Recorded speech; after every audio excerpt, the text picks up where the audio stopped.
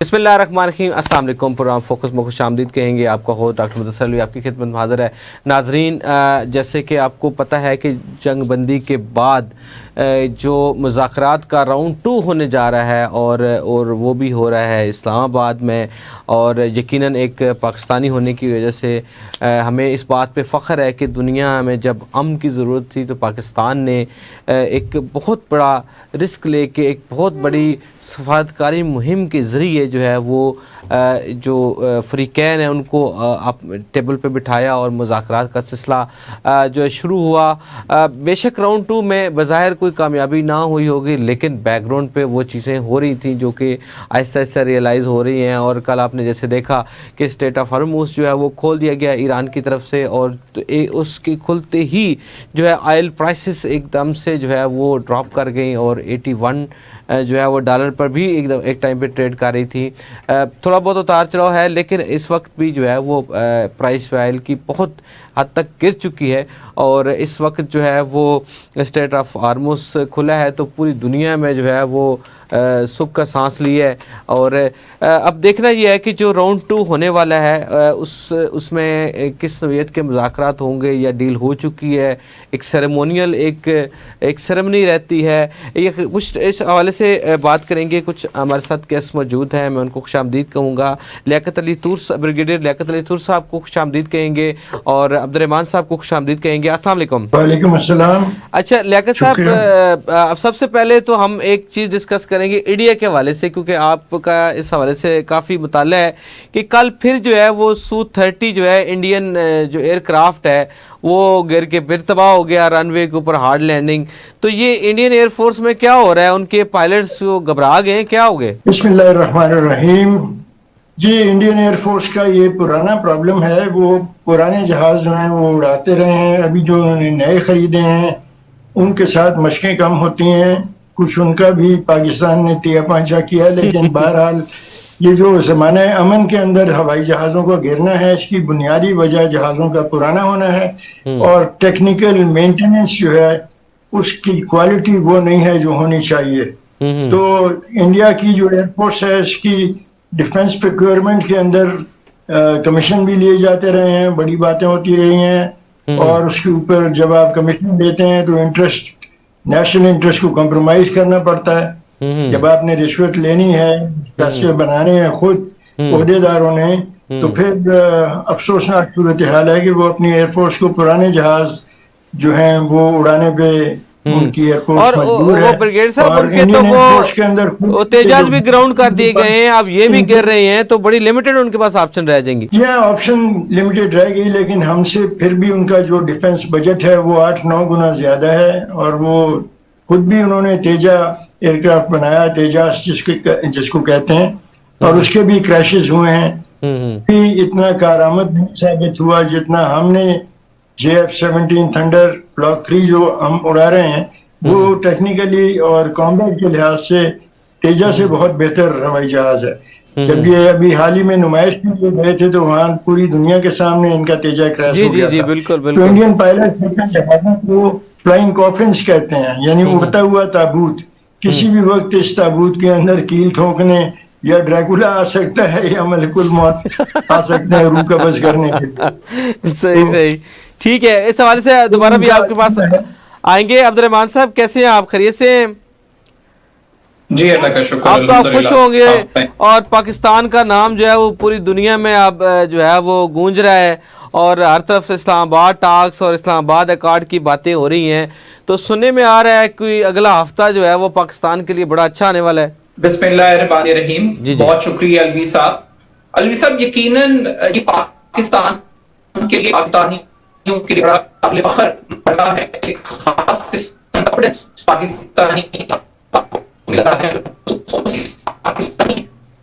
پاکستان کے green passport پر فخر کر رہے ہیں۔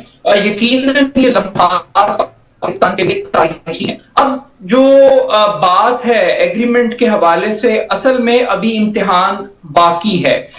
بظاہر آپٹکس بہت اچھے ہیں، لیکن کسی بھی معاہدے پر پہنچنے کے لیے اس کے ٹرمز اینڈ کنڈیشنز کے اوپر دونوں فریقین کو تیار کرنے کے لیے اور مڈل گراؤنڈ ڈیولپ کرنے کے لیے پاکستان کنٹریبیوٹ کیا ہے وہ تاریخی رول ہے. قدرت سے بھی پاکستان کو ملا ہے پاکستان کی اپنی ایک سفارتی مہارت اور نیا فنومنا ہے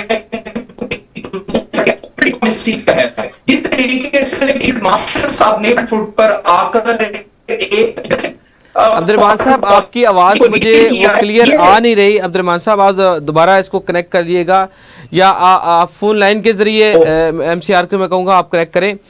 اچھا بریگیڈیئر صاحب یہ بتائیے گا کہ جو اس وقت پاکستان کے حوالے سے بات چیز ہو رہی ہے پوری دنیا میں اور پیس کے حوالے سے، تو کیا کہنا چاہیں گے پاکستان کی جو اس وقت گلوبل پوزیشننگ ہے اس حوالے سے آپ کیا کہنا چاہیں گے کہ پہلے سے کیا ڈفرنس آپ دیکھ رہے ہیں؟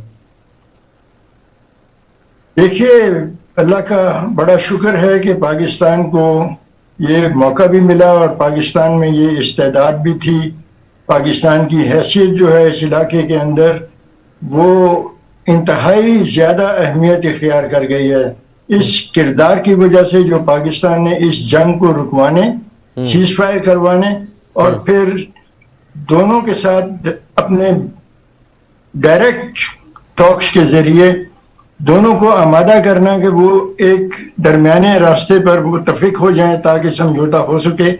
اور یہ جو ابھی خبریں آ رہی ہیں اس سے یہ بالکل واضح ہے کہ دونوں متحرک قوتیں جو ہیں ایران اور امریکہ اور اسرائیل اس میں امریکہ کا حلیف ہے جو بنیاد ہے سارے فساد کی، لیکن دونوں سائڈ جو ہیں وہ کسی درمیانی راستے پہ پہنچ چکی ہیں. اور حقیقت یہ ہے کہ سیکنڈ راؤنڈ آف ٹاکس اگر شروع ہوتا ہے تو یہی اس بات کی ضمانت ہے کہ دونوں پارٹیاں جو ہیں، دونوں جنگ لڑنے والے جو اطراف ہیں وہ متفق ہو چکے ہیں. اس میں اگر لیاقت صاحب میں اگر ایڈ کروں ایک چیز، تو جیسے لبنان اسرائیل کے درمیان بھی سیز فائر ہوئی ہے 10 دنوں کی، تو اس طرح اگر اس اینگل سے دیکھا جائے کہ یہ تو پھر مڈل ایسٹ کے لیے ایک بڑی جو ہے وہ پازیٹیو سائن ہوگا کہ کانفلکٹ آف مڈل ایسٹ جو ہے وہ سارے ہی ریزالو ہوں گے. لائک وائز ایران بھی اگر جو ہے وہ ایک ٹیبل پہ آ کے بیٹھ گیا یا راضی ہو گیا کچھ باتوں پہ،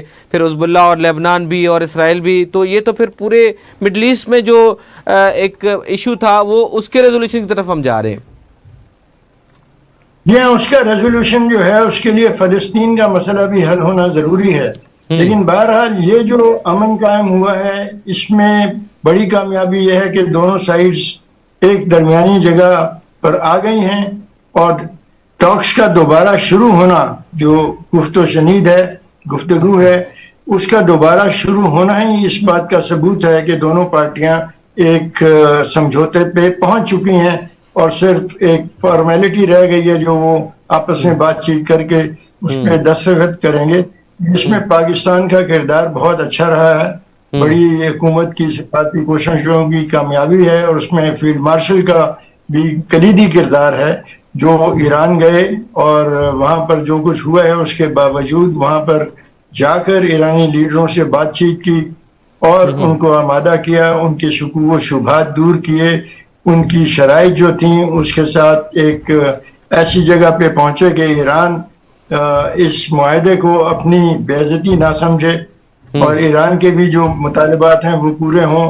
اور اچھا اس میں جو ایران کے مطالبات تو اس کو ہم ڈسکس کریں گے، لیکن جو اتحادی ایران کے یا پروکسیز کہہ لیں یا اتحادی کہہ لیں، لائک وائز حزب اللہ اور جو ہوتیز ہیں یمن میں، کیا ان کو بھی جو ہے وہ کول ڈاؤن کر پائے گا ایران، یا ماضی کی طرح پہلے چھوٹی موٹی جو ہے وہ ایک جھڑپ ہوتی ہے جو بعد میں پھر بڑی جو ہے وہ جنگیں اس سے جنم لیتی ہیں؟ تو یہ تو بڑا احتیاط اسرائیل کو بھی کرنا پڑے گی اور یہ جو ایران کے ساتھ اتحادی ان کو بھی. آپ نے دیکھا کہ جس طرح ٹرمپ نے اسرائیل کو تنبیہ کی اور وہ اپنے تمام منصوبوں کے باوجود اس کو رکنا پڑا، بیروت میں جنگ بندی ہو گئی اور یہ ایران کا بڑا مطالبہ تھا. دوسری بات یہ ہے کہ ایران نے ثابت کر دکھایا پوری دنیا کو کہ وہ امریکہ کی دھمکیوں کے باوجود آبنائے ہرمز کو بند کرنے پہ قادر ہے اور اس نے اپنی یہ صلاحیت پوری دنیا کے سامنے دکھا دی. امریکہ کی نیوی کی تمام طاقت جو ہے وہ آبنائے ہرمز کو کھلوا نہیں سکی. ایران نے خود کھولا تو راستہ کھلا. ایران نے جب بند کیا ہوا تھا تو امریکن نیوی آ کے تو بیٹھ گئی, لیکن ایرانین نیوی نے جو بھی اس کی تباہی ہوئی ہے اس کے باوجود ان میں اتنی سخت تھی کہ وہ آبنائے ہرمز کو بند اچھا رکھا. بریگیڈیئر صاحب ماضی میں ایسا کچھ ہوا ہے اس سے پہلے کہ بحری راستوں کو بند کر دیا گیا ہو کسی جنگ کے دوران یا کہیں پہ کسی تنازع میں, جو اب یہ ہارموز کے بند ہونے کی جو سچویشن پیدا ہوئی, ماضی میں بھی کبھی ایسا ہوا ہے؟ ماضی میں تو بہت لمبی تاریخ ہے آبی رستوں کے بند ہونے کی. امریکہ کی جب جنگ آزادی چل رہی تھی 1760-1770 میں برطانیہ کے خلاف, اس وقت یہ جو بربری ساحل ہے اس کے جو ترک کمانڈر تھے نیوی کے, ان کو یہ باج دیتے تھے گزرنے کے لیے, یعنی ٹیکس دیتے تھے ان کو گزرنے کے لیے, اور یہ ٹیکس تقریباً 1890 تک چلتا رہا. ٹھیک. تو اور اس کے تمام اس سے پہلے جو جنگیں ہوئی ہیں, جنگ عظیم اول 30 ایئرز وار, جنگ عظیم دوئم, ان کے اندر بلاکیڈ ہوتے رہے ہیں. بھارت نے بھی پاکستان کا بلاکیڈ کرنے کی کوشش کی تھی, کراچی کا اور ہمارے ساحل کا, 71 کی جنگ میں بھی اور 65 کی جنگ میں بھی دھمکیاں دی تھیں. 65 کی جنگ میں تو پاکستان نیوی جا کے دوارکا میں بامبنگ کر آئی, ان کے اوپر گولہ باری کی اور ان کا جو وہاں پہ نیول سیٹ اپ تھا اس کو تباہ کیا. لیکن 71 کی جنگ میں انڈین نیوی نے بنگلہ دیش, جو جس کو اب ہم بنگلہ دیش کہتے ہیں, مشرقی پاکستان کے سامنے بھی بلاکیڈ کیا. اس بلاکیڈ کا اتنا زیادہ اثر اس لیے نہیں ہوا کہ جنگ مختصر تھی, جنگ شروع ہوئی اور اس کے بعد وہ ختم ہو گئی, تو بلاکیڈ کا وہ اثر نہیں آ سکا جو لمبے بلاکیڈز کا ہوتا ہے. امریکن سول وار کے اندر اگر کسی نے گون ود دا ونڈ پڑا ہوا ہے تو اس کا ہیرو جو ریڈ بٹلر ہے وہ تو بلاکیڈ سے نکلنے کا ماہر تھا, اور بلاکیڈ تھے, اور معمول کی چیزیں جو امریکہ کو چاہیے تھیں امریکن معاشرے کو وہ نہیں پہنچ سکتی تھیں. بلاکیڈ کی وجہ سے اسمگلر لاتے تھے اور اسمگلر پھر اس کی بڑی قیمت وصول کرتے تھے. تو بلاکیڈ تاریخ میں بحری فورسز ہمیشہ کرتی رہی ہیں, کوئی نئی بات نہیں ہے, اور آئندہ بھی ہوتا رہے گا. ٹھیک ہے. طور صاحب یہ بتائیے گا کہ ابھی جو پاسبلی آپ ڈیل جو ہے وہ لوگ بتا رہے ہیں کہ ہو رہی ہے یا بیک ڈور پہ کوئی باتیں ہو رہی ہیں, ایکچولی ڈیمانڈز ہیں کیا فرام امریکہ؟ ایران سے کیا چاہتا ہے اس وقت؟ امریکہ کی بنیادی جو ان کا مطالبہ ہے وہ دستبردار ہونا ہے نیوکلیائی طاقت کے حصول سے, اور اس پر وہ پابندی لگانا چاہتے ہیں. اور ان کا مطالبہ یہ بھی ہے کہ جتنا یورینیم آپ کے پاس انریچ ہو کے پڑا ہوا ہے, ایران 60% تک اس کو انریچ کر سکتا تھا, اور امریکہ یہ کہہ رہا ہے کہ وہ ہمارے حوالے کریں. جبکہ ایران کا بیان یہ ہے کہ جو آپ نے بمباری کی تھی 2025 میں اسرائیل کے ساتھ مل کر, اس سے ان کا جو سیٹ اپ تھا وہ تباہ ہو گیا تھا, اور وہ جو کچھ ان کے پاس تھا وہ بہت گہرے ملبے کے نیچے ہے.